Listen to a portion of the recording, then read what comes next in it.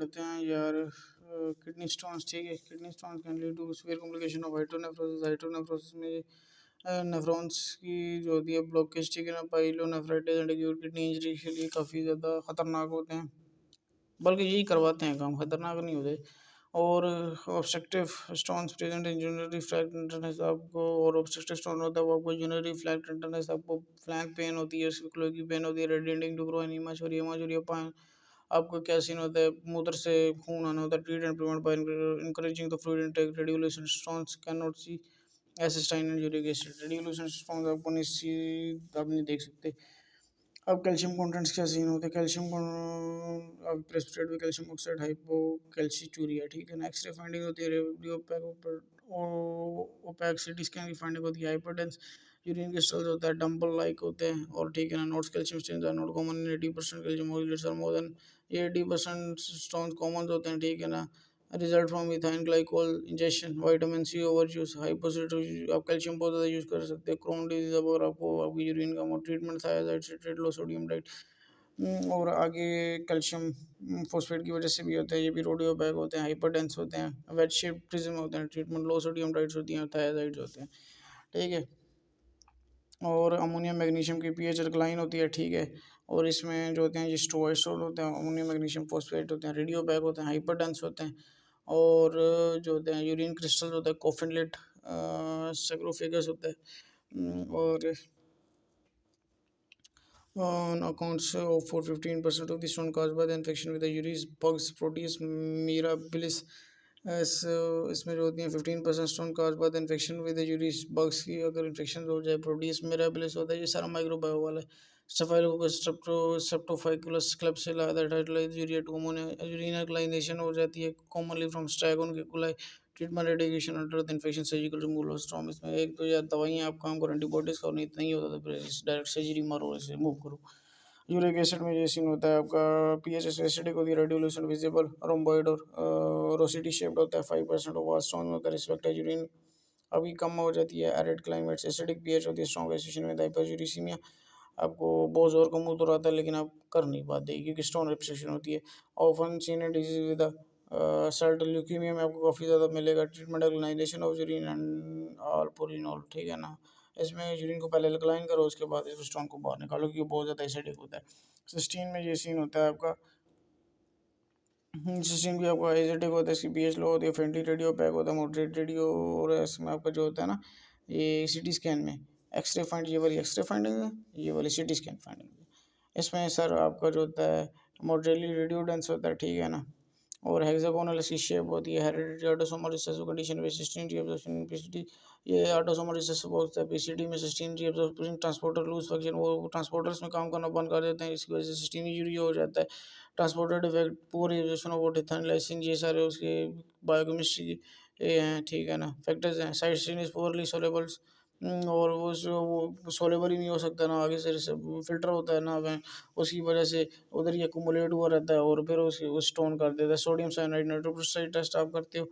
Treatment low sodium diet alkalinisation of urine, chelating agents, टाइट्रोप्रोनिल plus amine refractory, ठीक है ना। ये आप एंटीबायोटिक्स भी खाओ साथ में। चलो जी, इतना सारा टॉपिक था, ये आपका कंप्लीट हो गया कैल्शियम स्टोन्स का। तो अगर नहीं समझ आई तो सर असी रिवीजन करा रहे हैं, तो रिवीजन जल्दी जल्दी पढ़ाई जाता। लेकिन हाइड्रोनेफ्रोसिस में ये सीन होता है आपका distention dilation of the renal pelvis and calyces, ठीक है ना। इसमें आपकी डायलिटेशन हो जाती है रीनल पेल्विस और कैलिसिस की, usually caused by the urinary tract obstruction and for example renal stone sphere BPH congenital obstruction, ठीक है ना। Benign prostate hormone congenital obstruction, ठीक है ना। लोकली एडवांस सर्वाइकल कैंसर होते हैं इसमें आपके, ठीक है ना।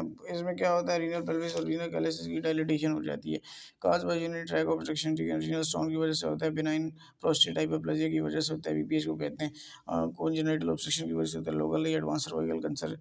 Ureter and other cause include retroperitoneal fibrosis, ठीक है ना। रेट्रोपेनियल फाइब्रोसिस हो गया, ठीक है ना। वेसो यूरिटल रिफ्लक्स होता है, वेसो यूरिटल रिफ्लक्स क्या होता है, मेसेंटेरिक आर्टरी बीच में आ जाती है दोनों किडनियों के दरमियान, उसकी वजह से यूरिटर जो होता है आपका वो यूरिटर उसमें ऑब्स्ट्रक्शन आती है, उसको वेसाइको यूरिटल रिफ्लक्स कहते हैं, ठीक है ना। रेट्रोपेनियल फाइब्रोसिस वो फाइब्रोसिस हो जाता है आपको, ठीक है ना। और dilatation x proximal to side of pathology, आप पैथोलॉजी की प्रोक्सिमल साइड ऑफ पैथोलॉजी की वजह से डायलेशन हो जाती है, सीरम क्रिएटिनिन बिकम्स एलिवेटेड, आपको सीरम क्रिएटिनिन एलिवेटेड हो जाएगा, और ऑब्स्ट्रक्शन हुई तो leads to compression and possible of renal cortex and medulla, और आपको कंप्रेशन और पॉसिबल एट्रोफी हो सकती है अगर उसमें ऑब्स्ट्रक्शन हुई, ठीक है ना। अब किडनी वर्क नहीं करेगा तो ऑटोमेटिकली हाइपरट्रोफिक ही होगा ना, तो कॉर्टेक्स और मेडुला हाइपरट्रोफिक हो जाएंगे, उसकी हाइपरप्लेसिया हो जाएगा किडनी का। अब सर हम पढ़ते हैं यूरिन इनकॉन्टिनेंस, ठीक है ना। अभी हमारा कितने टॉपिक रहते हैं, 1 2 ये सर हमारे 3 पेज रहते हैं, और हमने जल्दी जल्दी करना है, रात के 4 बज चुके हैं और मैं अभी तक यहीं पे बैठा हुआ हूँ। मैंने सोचा भैया आपको पढ़ा ही लिया जाए, दुआएं दोगे ना तो कोई बात नहीं, खैर है, मेरी माँ है दुआएं करने के लिए।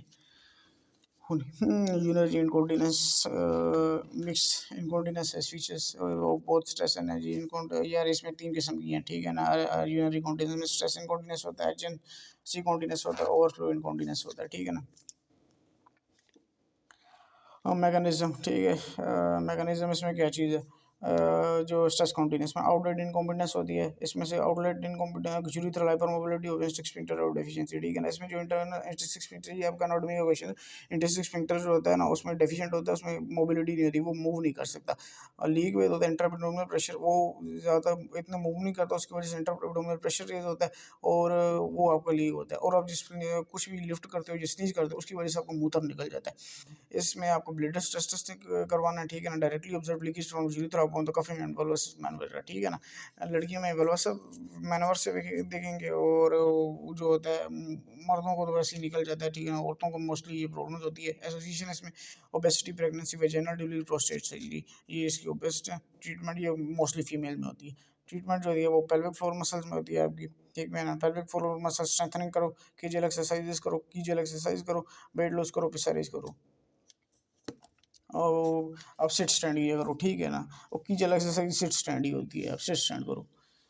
अर्जेंसी इनकॉन्टिनेंस, ठीक है ना। इसमें डिट्रोजर ओवर एक्टिविटी, इसमें डिट्रोजर मसल ओवर एक्टिविटी करता है, leave with two avoid immediately, ठीक है ना। वो जो होता है आपका, और इसमें मोस्टली जब डिट्रोजर मसल ओवर एक्टिविटी करेगा, ठीक है ना, बहुत ज़्यादा जल्दी कॉन्ट्रैक्ट हो जाएगा, बहुत ज़्यादा जल्दी रिलैक्स हो जाएगा, तो ऑटोमेटिकली जब आप स्नीज करोगे, जब कोई काम करोगे, तो आपको इतना जोर का मूत्र आया होगा कि बेशक आपको थोड़ा सा ही मूत्र आया हो, ठीक है ना, लेकिन वो आपको लगेगा कि आपको बहुत ज़ोर का मूत्र आया हुआ है, ठीक है।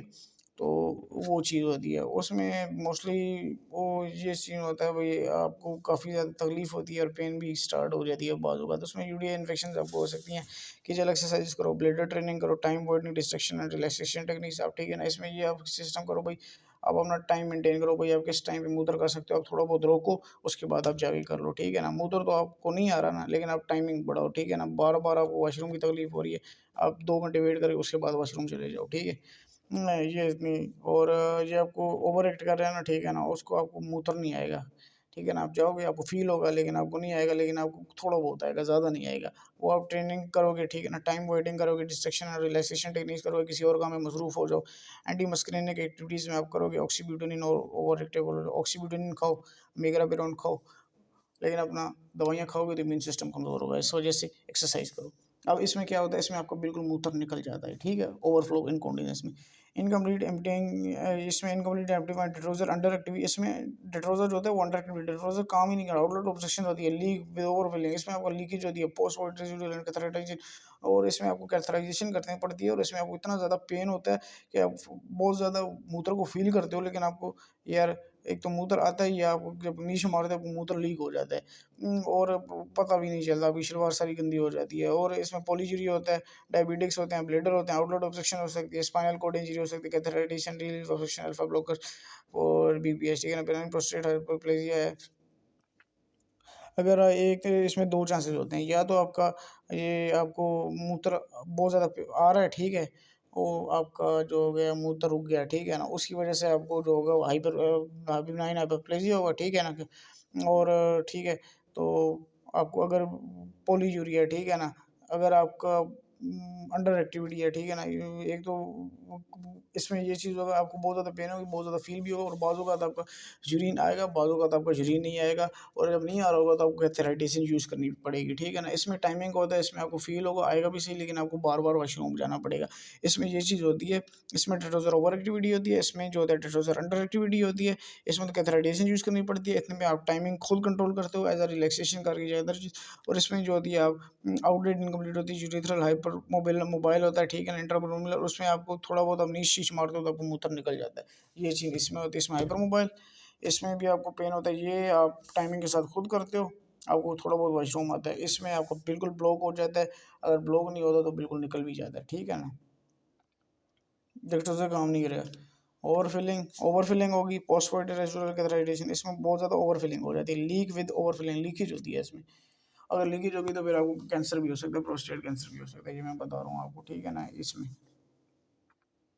ओवरफ्लो इनकॉन्टिनेंस, ये इनके नाम से जाहिर है, अर्जेंट आपको आया लेकिन आपको कम आएगा, ओवरफ्लो बहुत ज़्यादा आया हुआ है, पेन भी होगी, हर चीज़ होगी। इसमें स्ट्रेस इनकॉन्टिनेंस, अब स्ट्रेस होगी, नीचे मारोगे आपको मूत्र निकल जाएगा, ये ठीक है ना। ये सब करिए, बचपन में सबका ऐसे होता है, ठीक है ना, तो इस वजह से ज़्यादा हंसना नहीं। हम लोग पता है सारे बेड पे पेम्पर लगा के सोते थे, और माएँ तुम लोगों की साफ करती थी। और एक्यूट सिस्टाइटिस यार, एक्यूट सिस्टाइटिस क्या होती है यार, एक्यूट इन्फ्लेमेशन यूरिनरी ब्लैडर होता है, यूरिनरी ब्लैडर में इन्फेक्शन होता है, इसमें सुप्राप्यूबिक पेन होता है, ठीक है ना, प्यूबिक रीजन पे पेन होगा, डिस्यूरी होगा, ये मूत्र नहीं आएगा, यूरिन फ्रीक्वेंसी होगी, ठीक है ना, ये बार बार वॉशरूम जाना पड़ेगा, अर्जेंसी होगी, ठीक है ना, फटाफट वॉशरूम भगो जनाब जी। सिस्टमेटिक साइंस होगी, high fever, chills are usually absent, risk factors include the female sex, excess short urethra, sexual intercourse, indwelling catheter, diabetes mellitus, impaired bleeding, amplifying, ठीक है ना। Risk factors include female sex, short urethra, sexual intercourse, indwelling catheter, अब यार indwelling catheter होगी, ठीक है, sexual intercourse होगा, diabetic mellitus होगी, इम्पेड ब्लीडर एम्प्लीफाइंग होगा। आपका इम्पेड ब्लीडर एमडी यार, आपका नाम ब्लीडर एमडी नहीं होगा, थोड़ा बहुत रह जाएगा, थोड़ा बहुत आ जाएगा, इन्फ्लेमेशन की वजह से आपको बहुत ज़्यादा पेन होगी, ये सारा फीमेल में भी होता है, ठीक है ना। शॉर्ट यूरेथ्रा होगा, सेक्सुअल इंटरकोर्स के ड्यूरिंग आपको वो खतरा हो सकता है, ठीक है ना, बहुत ज़्यादा आपका वो समय, और इंडिविलिंग कैथेटर को आपको गलत लगा दिया, ठीक है ना। डायबिटिक मेलाइटिस में पता है, इसमें काजेज मोस्टली जो होते हैं, बी कोलाई होता है, स्टाफाइलोकोकस स्टेप्रोफाइटिकस होता है, और जो होता है क्लेब्सिला होता है, प्रोटीज मेरिबलिटस होता है, यूरिन एज अमोनिया सीकेंट। लैब्स में आप जाओगे, ल्यूकोसाइड स्ट्रेस कराओगे, नाइट्रेट कराओगे, और नाइट्रेट्स इसलिए एंटीरोबैक्टीरिया के लिए कराओगे, ठीक है ना। Sterile pyuria with negative urine cultures could suggest urethritis by Neisseria meningocoria by Chamaloida thrombomyelitis। एक तो इनके नाम बड़े औखे हैं यार, कसम से माइक्रोबायो वालों के, ठीक है ना। इसमें जो होता है ना आपका, अगर sterile pyuria with negative urine cultures आ गया ना, स्टेराइल पायूरिया आपको नेगेटिव मतलब पसल नहीं है, ये आपको सजेस्ट करता है यूराइटिस, आपको यूरेथ्रा में इन्फेक्शन है निसरिया गुनेरिया से और चलमाइडिया ट्रैचोमाटिस से, ठीक है। ट्रीटमेंट इसका होगा टीएमवी, एसएमएक्स, नाइट्रोब्रोंस, एंटीबायोटिक सब दोगे, ठीक है ना। और साथ में आपको जो भी तकलीफ है, ठीक है ना, आप अल्फा बीटा ब्लॉकर दो, या अगर वो सिम्पल। और इसमें अब आते हैं पाइलोनेफ्राइटिस पे, ठीक है, पाइलोनेफ्राइटिस पहले। अब यार इसमें जो होता है ना, एक्यूट पाइलोनेफ्राइटिस में ये सीन होता है, इसमें जो रीनल इंस्टीट्यूशन में होता है ना, आपके न्यूट्रोफिल्स प्लेटलेट्स वो आपके फिल्टर नहीं होते, ठीक है ना। ठीक है, तो इसमें एक कास्ट होगी, एक तो आरबीसी आपकी यूरिन में आपको ब्लड आएगा, ठीक है ना। Affect cortices and sparing glomerular vessel, उसमें वेसल को अफेक्ट करते हैं, प्रेजेंट विद फीवर्स, ठीक है ना, आपको फीवर्स भी होगा, फ्लैंक पेन होगा, नोजिया होगा, वोमिटिंग्स होगी, ठीक है ना। काजेज यूटीआई इन्फेक्शन, आपको इन्फेक्शन स्टार्ट हो जाएंगे, हीमोटोनियस स्प्रेड टू किडनी, आपका बहुत ज़्यादा किडनी में स्प्रेड हो जाएगा, ये इन्फेक्शन हो जाएगी। डब्ल्यूबीसीज, वाइट ब्लड सेल भी यूरिन में हो गए, डब्ल्यूबीसीज कास्ट होंगी, ठीक है। और आरबीसी कास्ट प्यूबिसिटी can show the parenchymal enhancement, इसमें आपको पेरेंचाइमल टिश्यू डैमेज हो जाएगा आपका। Risk factor include urinary catheter, urinary tract obstruction, vesicular reflux, diabetes mellitus, ये सारे इसके रिस्क फैक्टर हैं। Progesterone mediated low uterine tone by the gravid uterus, ठीक है, ग्रेविड यूट्रस में आपको प्रोजेस्टेरोन लेवल भी कम हो जाएगा। Complication with chronic pyelonephritis, renal papillary, आपका रीनल पेपिलरी नेक्रोसिस हो सकता है आपको, ठीक है ना। पाइनेफ्रिक एब्सेस हो सकता है, ठीक है ना। Possible posterior spread to adjacent psoas muscle, ठीक है ना। पॉसिबल आपको जो श्वास मसल है उसमें भी ये स्प्रेड हो सकता है, यूरोसेप्सिस आपको सेप्सिमिया भी हो सकता है। ट्रीटमेंट एंटीबॉडीज हैं, ठीक है, इसमें सारी। अब क्रोनिक पाइलियोनेफ्राइटिस में क्या होता है, the result of recurrent inadequate treatment episodes of pyelonephritis, ठीक है ना, जो आपको जो होता है ना, आपने एक दफ़ा ट्रीट किया, ठीक है ना, उसके बाद दोबारा ये हो गया पाइलियोनेफ्राइटिस, तो इसको हम क्रोनिक कहते हैं। सिंपल ऊपर वाली सारी सिम्टम है, pre disposition of vesicular reflux आपको आ गया, ठीक है ना। क्रोनिक ऑब्स्ट्रक्टिंग किडनी स्टोन, आपको पुराने कोई किडनी स्टोन की ऑब्स्ट्रक्शन है, कोर्स सिम्प्टोमेटिक कोडोमेटिकुलर स्कारिंग ब्लंटेड कैलेसिस, आपको कैलेसिस ब्लंट हो गए हैं। और आपका जो कि ट्यूबुल्स कैन कोडेन eosinophilics can resembling thyroid issues, आपके इजनोफिल जो होते हैं थायराइड इश्यू के साथ रिजेंबल कर रहे हैं, आपकी थायराइडाइजेशन हो गई है किडनी की, ठीक है ना। और जो इन्फेक्शन जेंथोग्रामुलेटिस पाइलोनेफ्राइटिस में होता है, आपके ऑरेंज ग्रे न्यूड्यूल्स होता है, न्यूड्यूल्स वो बल्ज को ही कहते हैं, उसमें लिक्विड होता है एक किस्म का, उसको हम न्यूडल्स कहते हैं, वो थोड़ा सख्त होता है, हार्ड होता है, उसमें पीप भरी होती है नूडल्स को। तो characterize by widespread of kidney damage to granulomatous tissue to form the forming macrophages, उसमें ये सब कुछ प्रोटीज इन्फेक्शन की वजह से होता है, ये भी माइक्रोबायोलॉजिकली। जेंथोग्रामुलोमेटस पाइलोनेफ्राइटिस ये प्रोटीज की वजह से होता है, ठीक है। और ये भी आपके जो होते हैं मेजोरिटी आपको बैक्टीरियल इन्फेक्शन होते हैं, और कुछ डायबिटिक्स पेशेंट, इम्यूनोसप्रेशन पेशेंट होते हैं, उनकी वजह से ये सारा पाइलोनेफ्राइटिस हो गया। न्यूट्रोफिल्स आपके जो होते हैं वो आपके एक्मुलेट हो जाते हैं रीनल स्टिमुलेशन से, वो आपके एक्सक्रीट नहीं होते, ठीक है ना, उसकी वजह से आपको पूरे किडनी में फैलते हैं। आपको आरबीसी और डब्ल्यूबीसी कैस्ट्रो होती हैं, ठीक है ना, उसकी वजह से आपको ई कोलाई भी इन्फेक्शन हो सकती है आपको, और पूरे किडनी में स्प्रेड हो सकता है इन्फेक्शन। वो एक तो हाइपर सेंसिटिविटी रिएक्शन की एक ही फॉर्म है ये, सिंपल, वो आपको वो ख़राब कर दें।